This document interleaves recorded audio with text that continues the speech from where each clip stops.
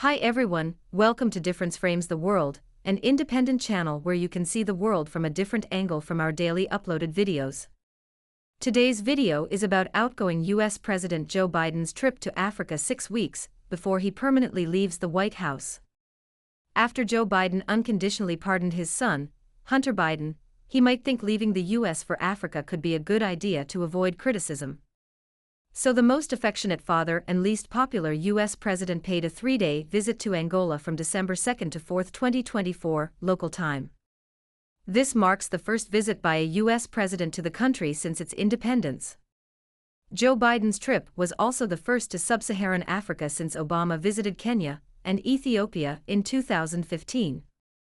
This will be Biden's first and possibly only visit to Africa as U.S. president.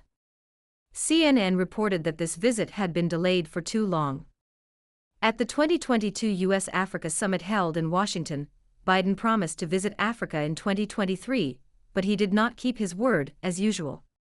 Even this trip to Angola, originally scheduled for October 2024, was postponed to December due to hurricane disasters in the United States. Why did Angola suddenly come to his mind after all these years? The main reason is he will soon leave the office, and it is his last chance to award himself with a free tour to see African lions and their families.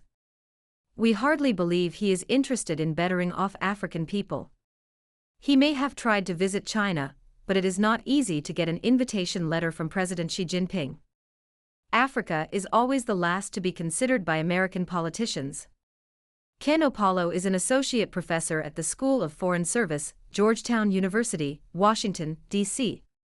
His research areas include legislative development, the politics of service provision under decentralized government, education reforms, and electoral politics in emerging democracies, as shown on Georgetown University's website.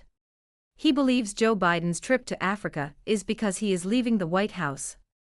From the perspective of Washington foreign policy insiders, this timing reflects the unimportance of Africa in the overall U.S. strategy. The United States and its Western allies have recently lost many partners on the African continent to China. The Biden administration's plan aims to help the United States rebuild its influence there. Angola is in southwest Africa, bordered by the Atlantic Ocean to the west and Zambia, and the Democratic Republic of the Congo to the east. These two countries have large deposits of copper, cobalt, and other raw materials, known as critical minerals, due to their importance to the modern economy. This is the strategic attraction for the United States. As the global focus shifts to green energy, Central Africa's mines are becoming increasingly attractive. It is not surprising that the U.S. is investing in the region's infrastructure, another example of foreign powers depriving African countries of their resources.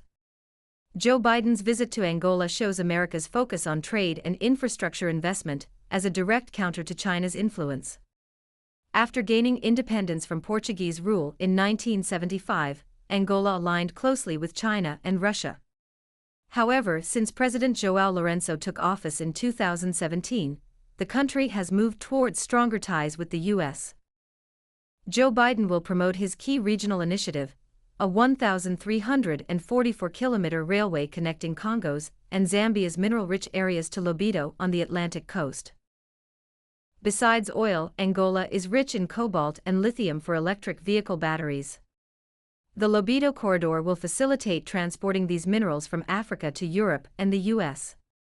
The Lobito Corridor project with U.S. involvement offers an alternative to China's Belt and Road Initiative for establishing trade routes across Africa.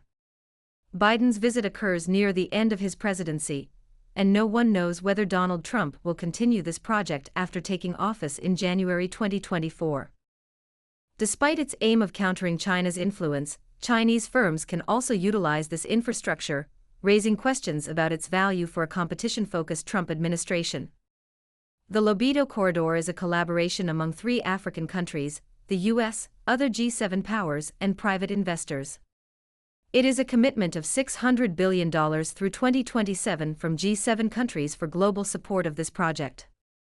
The U.S. Geological Survey estimates that Congo holds nearly half of the world's cobalt reserves, and the vast Central African country currently accounts for about 63% of the global supply of rare earths, most of which are exported as raw materials. Once completed, the Lobito Corridor will help transport these important minerals, along with Angola's rich resources of cobalt and lithium, to Europe and the United States. Helena Maza, the U.S. State Department's acting special coordinator for the project, confirmed that the West had made a collective commitment in the G7 to provide more than $600 billion in global support by 2027. As the U.S. national debt has surpassed $36 trillion, it is challenging for the Trump administration to continue the project, which will likely benefit China more than the United States. It is noteworthy that Angola's fossil energy reserves are also favored by the United States.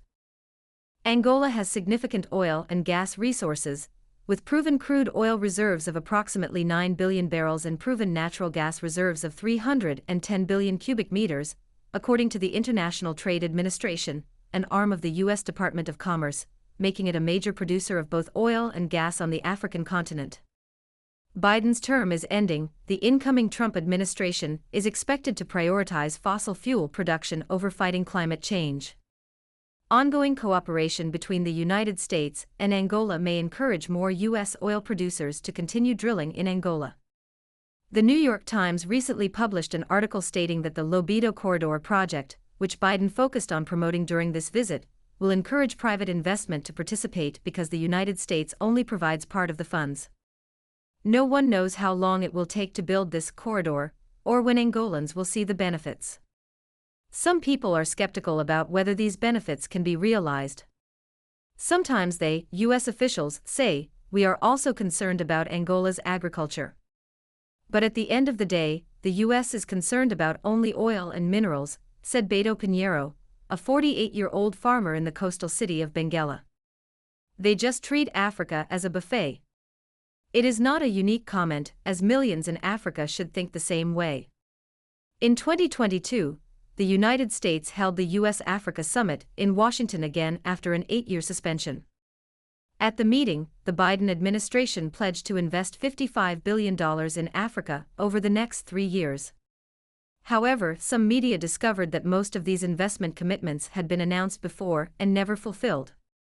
Although Africa has regained the attention of the United States due to its rapidly growing population, abundant resources, and numerous United Nations member states, there is no sign that the United States has developed a meaningful strategy to strengthen its engagement with Africa.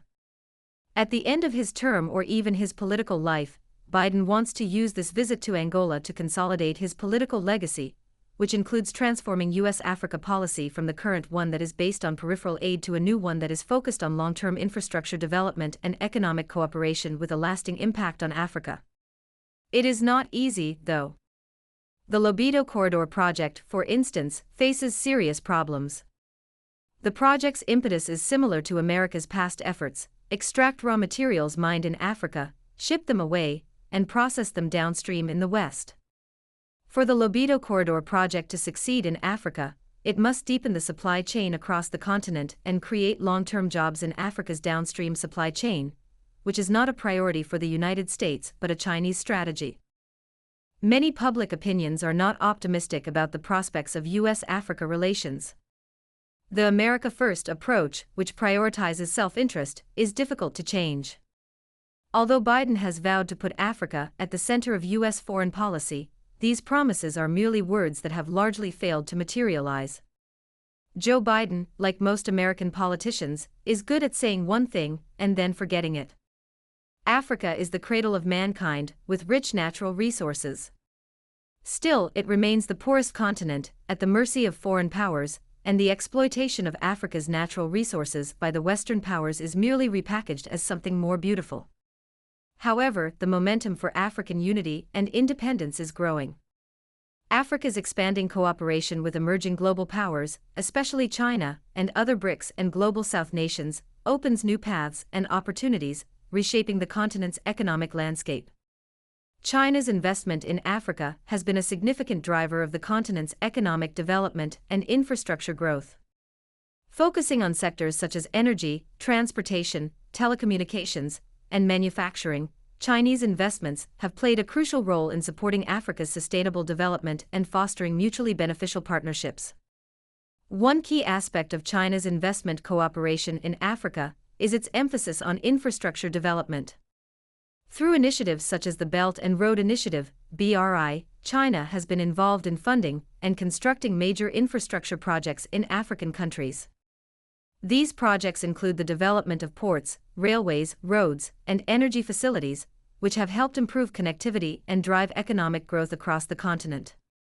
Moreover, China's investment cooperation in Africa has also extended to sectors like agriculture and mining, enhancing food security and agricultural productivity. In the mining sector, Chinese investments have supported the exploration and development of mineral resources, contributing to the growth of Africa's mining industry.